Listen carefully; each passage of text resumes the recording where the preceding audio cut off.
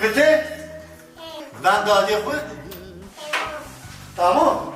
Ha, bence.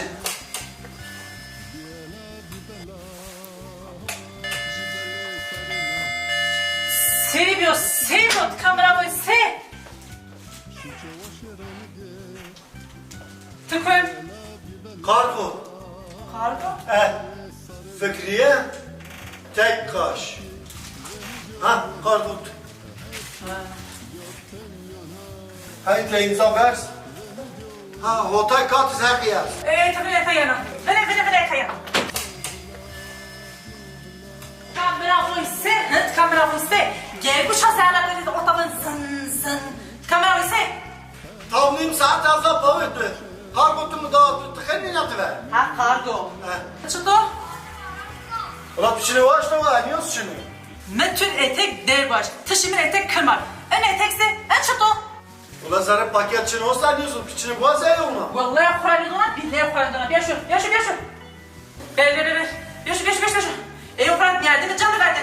İhtimaden gibi görüyorsun, tıkı kâr daha mı paket? Niye ne yaptık paket kârda? Paket hani geçer misin etek kırmak? He? O da şirkete muayene kolunu kenar. Vallahi koyarlı ona, billahi koyarlı ona. Ver şu. Prende yemettik, kıyozan kârda. Hay niye var mı? Anne kendine çağır mısın etek kırmak? O neyle koyarlı yardımını verdin? Can mı verdin? Ver şu. Ya inşallah onu verdi. Kastoy tura.